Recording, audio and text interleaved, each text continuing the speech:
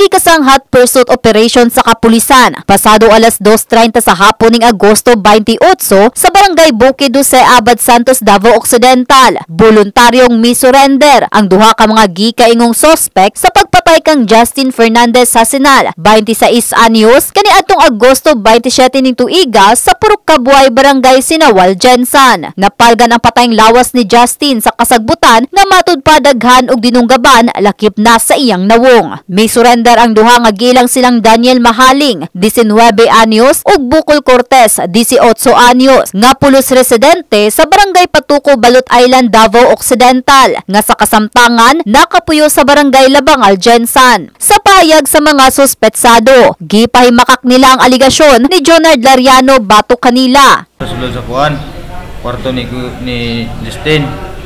Niya siya, ako nagtulog. Niya ako, masa na ko ba? Kaya plano na tulog namin duha.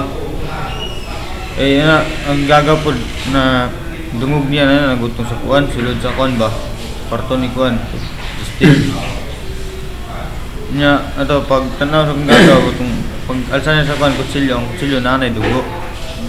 Ang kutsilyo niya. Biyaha. Kutsilyo ni Junior. Ano siya, magpatabang siya sa mukha. Kung dili may magtabang, amin doon yung kontrahan niya. Kami ang gusla ko ng kutsilyo. Ito na gihatag din niya sa mga kutsilyo. Wala man namin nag-expect na kasi kami mga fingerprint anahing kuwan sa kutsilyo. Pag kunin naman sa kutsilyo, nabalik na yun ako sa akong gagaw.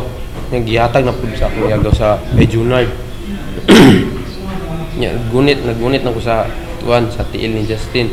Paguyod na mo dito, gikapoy namin sa may sagutan. Kuha man ni Junard ang pala, ma'am. Gibunalan dayon yung pala sa naong. Pag last na dito sa doon na sa may kasada, gitiwasan dayon yung kuan ug pala. Dira namin nagsuka-suka. Nakasuka hinuning duha.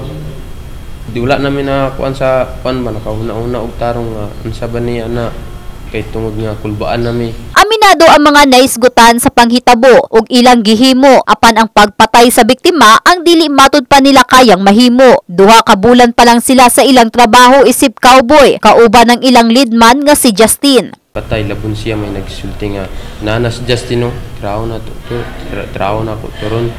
Inisulod sa sayang balay gikuha niyang kutsilyo ug pala. Minagula jud minagdunggab anak kay Justin, ma'am. Dili man namo na mahimo na kay barkada niya ni Justin. Kauban gyapon na. Kauban na mo sa trabaho niya, patyo na po. Patyo na mong duwa. Leadman gud na mo na. Maayo nga po na si Justin. Maayo po sa iya. Kay involved man mi kay sa tinod lang, ma'am. Nag-extra mi, ma'am. Duwa lang ka semana para maka-enroll unta mi ba mag-eskwela unta mi. Pauna na mong duwa, ma'am. Sayang. Mas maayo pa. Wala na lang ta ato ng trabaho dira.